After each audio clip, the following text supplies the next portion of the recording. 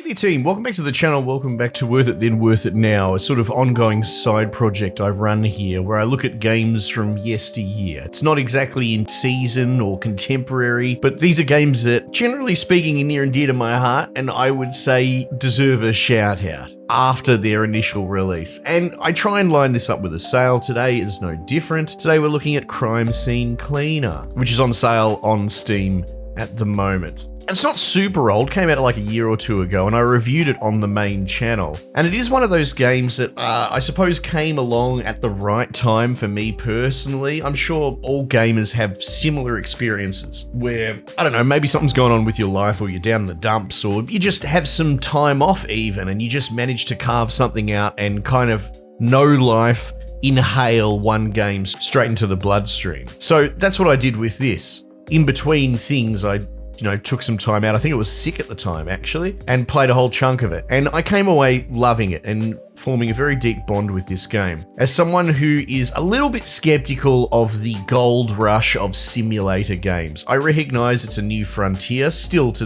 this day. In the scheme of things, it's a newer genre, and it is flooded, and it's become almost the rule, tragically, that most simulator type games, wall painting simulator 2025 or whatever, right? I'm being a little facetious, but for the most part, they are kind of soulless, and it's more someone with no creative ability trying to replicate one-to-one the moving parts of what that job would be, and with the idea of making it an actual fun, well-designed gameplay loop being an afterthought as opposed to the leading thought that gets you through the door. Now that's all to say that this is the exception. This is the 1%. There's a reason why it has overwhelmingly positive reviews still on Steam, is because it's what other simulator type games should aspire to. So much so that I think it even stands above the 1%, because a lot of the ones that you would think of in that space are things like House Flipper, or even like Power Wash Simulator. That's, when a AAA company does it.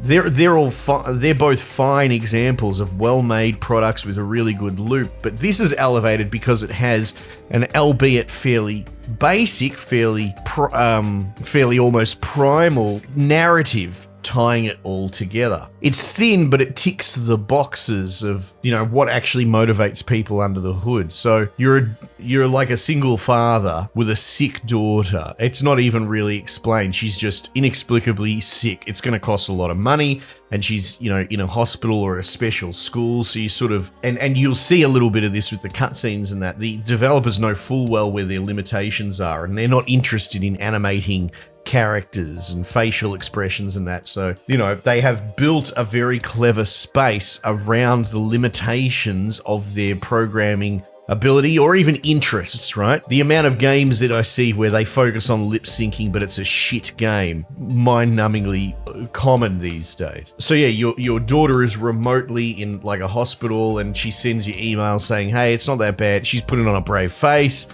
Might be getting bullied by the kids, but the idea is that you're down on your luck, you're on your own, you've got your little dog in your apartment, little touches like your daughter's bedroom is still intact, you haven't touched that or anything, and you need a way out, right? The debt's piling up, they make an effort to put bills lying around, and the medical bills are coming up, you're being rejected for loans. So again, within the scope of the capacity of the developer's ability, they have constructed a very interesting narrative wherein you turn to doing a favor for someone that, there's an accidental exchange. You've got to clean up this tiff that turned into a murder and clean that scene. And as the story progresses along, you get noticed by like the local crime family and start climbing the ranks. So a great jumping off point to get you into this cleaning space as a fresh face, because you've sort of done a pivot. It's not really expressly said what you were previously, but you've got all the cleaning products and you're probably just a normal janitor or something like that. Anyway, I take the time to harp on that setup because that's what's missing in a lot of other games.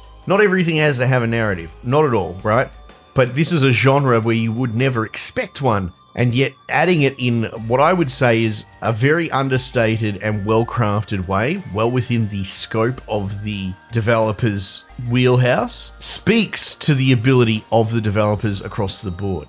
And, the gameplay is excellent. Ultimately, you'll come across like a almost diorama set piece after the fall, as I like to call it, where people will be, there'll be dead bodies and there'll be blood everywhere and things knocked over, and you need to sponge and mop and clean it all up. There is like an upgrade tree that you can get into, which is fairly robust depending on the equipment that you get into. But the main sort of moving parts are mopping things with the mop, but that's a little bit caveman, right? So if you're trying to get around fragile things, glasses, that sort of stuff, you don't want to make more compounding mess. You want to use a sponge, which is a bit more delicate. You can pretty much sponge anything and it won't interact with the object. It won't move it. However, its, capacity is much lower. And once your sponge or whatever fills up with blood, you have to squeegee it out, and you can get a bucket of water and take it around with you. You can put like detergent in the water.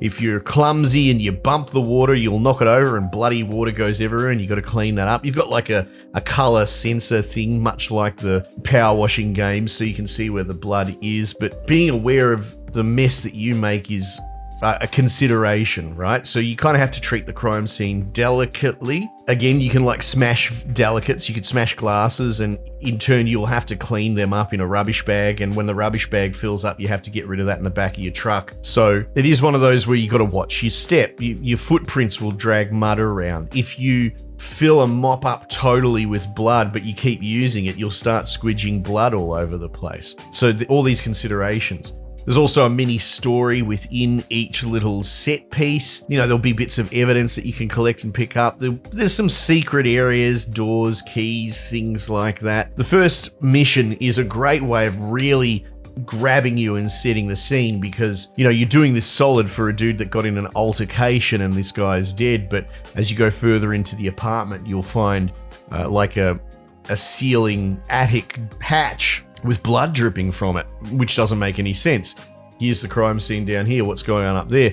And it turns out this dude in this apartment is like a closet serial killer, and he has a whole thing upstairs where he's been abducting and killing teens, right? And so it's pretty awful, but it goes that extra mile. It could have just been a set piece arena for you to clean up, but they added another layer to it. Now you're gonna have to clean that up as well. Your dude even mutters about, like, if the cops find all of this, they will find the dude that hired you and he'll give you up. So you kind of, now you're in for a penny, in for a pound. And all the following missions are like that. They get more complex. Like the next one along is a sort of day spa. There's been a bit of a killing spree. It really lets you off the hook there. There's a whole bunch of bodies and a lot of space to cover. Things like the swimming pool in the main area needs to be drained, so you have to figure out how to do that to get all that cleared out and clear the bottom of it. So that, there's a puzzler component to it. Anyway, from top to bottom, it's just an excellent package. I've already reviewed it once before, but the point of this channel is, like I said, out of season games that are on sale.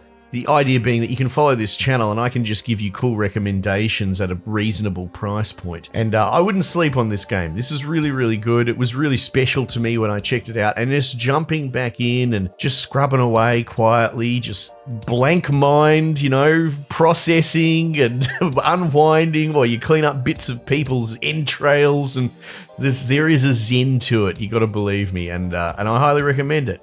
Anyway, team, might just leave it there for the time being, and I'll catch you guys on the next one.